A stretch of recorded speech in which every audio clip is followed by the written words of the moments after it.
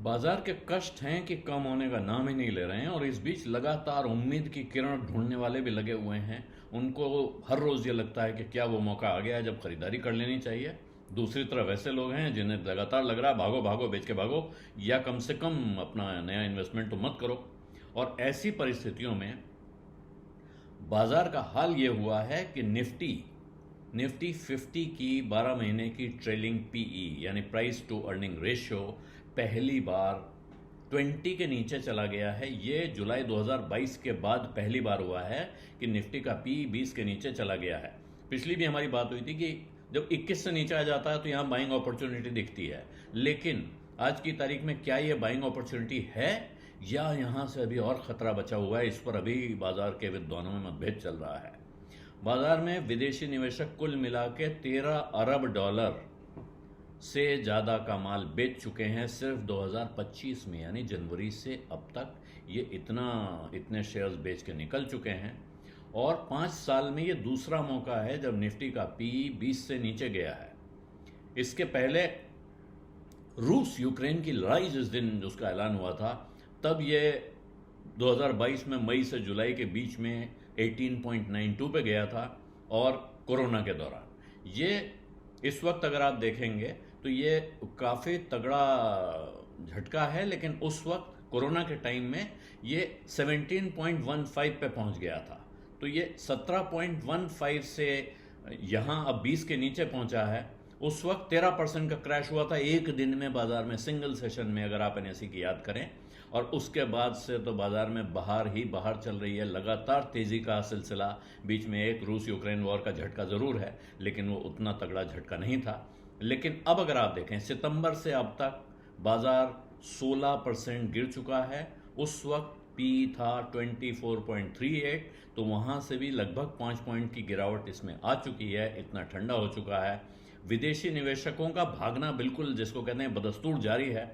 3 लाख करोड़ रुपए से ज्यादा का माल वो बेच चुके हैं इक्विटी कैश सेगमेंट में पिछले 5 महीनों में।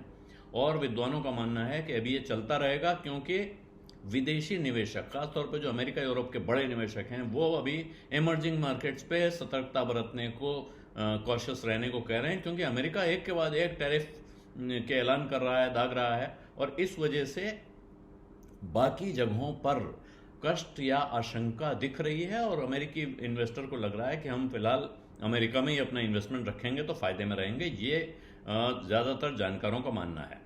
ऐसे में अब सवाल ये, एक सीधा सवाल है कि भाई इतना बढ़िया वैल्यूएशन हो गया, वैल्यूएशन वैल्यूएशन वैल्यूएशन का रोना पिछले कई महीनों से चल रहा था, अब तो खरीदने का मौका आ गया है। लेकिन अब भी लोग इस पे डाउट कर रहे हैं। खास तौर पे जैसे बड़े जानकारों में कोटक इंस्टीट्यूशनल की है रिपोर्ट, उनका कहना है कि काफ़ी करेक्शन है, लेकिन अब भी हमें इसके बावजूद कहीं खास ऐसी वैल्यू नहीं दिख रही है। क्योंकि और ख़ास तौर पे ये कि कैपिटल इनफ्लो हो रहा है, घरेलू निवेशक पैसा डाल रहे हैं, इसको लेके बहुत ज़्यादा दिमाग लगाना चाहिए, नहीं लगाना चाहिए। क्योंकि इतिहास में अगर देखें कब बाजार का टॉप बना है, कब बॉटम बना है, उसमें इस गणित का कोई बहुत महत्व नहीं रहता है कि उस वक्त कितना पैसा आ रहा था या कितना निकल रहा था। और दूसरी तरफ ऐसे लोग हैं जो कह रहे हैं कि भाई आप अगर ध्यान देके इस समय पैसा लगाएंगे तो आप लॉन्ग टर्म वैल्यू क्रिएशन के गेम में जा सकते हैं। बड़े बड़े पुराने वो भी गिनाते हैं कि साहब लीमन ब्रदर्स के बाद जो गिरावट आई थी, टेपर टेंट्रम हुआ था, डिमोनेटाइजेशन या कोरोना, ये सब मिला के देखिए जब भी गिरावट आई, तेज गिरावट इस बाजार में, वो एक जबरदस्त, अगर बाद में जाके देखें तो लगता है कि उस वक्त खरीद लिया होता तो कितना बढ़िया होता। तो अब इसको देख के एक तरफ ये जा रहे हैं। तो अगर आप बरसों बाद आज के दिन को याद करेंगे तो आप याद करेंगे कि बड़ी अच्छी अपॉर्चुनिटी थी, शानदार मौका था जिसका फ़ायदा उठाना चाहिए था। और अगर आपके पास लंबे समय तक इंतज़ार करने का धैर्य है और इस वक्त आपके पास इन्वेस्टेबल सरप्लस है तो फिर ये अच्छा मौका दिखता है।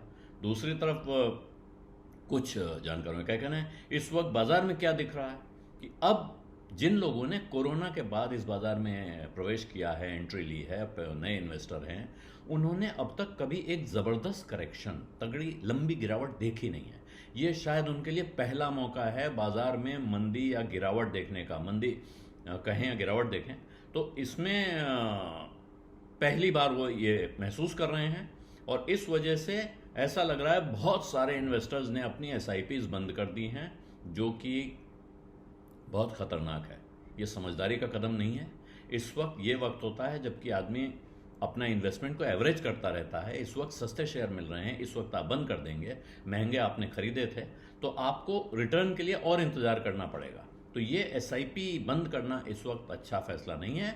हर वक्त समझदारी के साथ, अगर आपने तय कर रखा है हर महीने इतना पैसा इन्वेस्ट करना है, तो इस समय भी वो जारी रहना चाहिए। और इस वक्त किसी भी तरह की घबराहट में, चिंता में परेशान होकर अगर आपने बंद किया तो वो डिसिप्लिन को तोड़ना आपको महंगा पड़ सकता है। और विदेशी निवेशक तेजी से निकल रहे हैं। ऐसी परिस्थिति में यही कह सकते हैं कि भारत का बाजार एक दोराहे पे खड़ा हुआ है और इस वक्त यहाँ से एक ज़बरदस्त आप इन्वेस्टमेंट अपॉर्चुनिटी देख रहे हैं या अभी और संकट गहरा सकता है।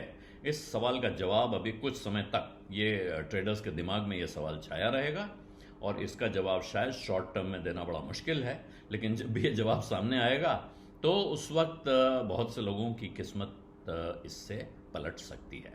बीज अड्डा में आज इतना ही, इजाज़त दीजिए। धन्यवाद, नमस्कार।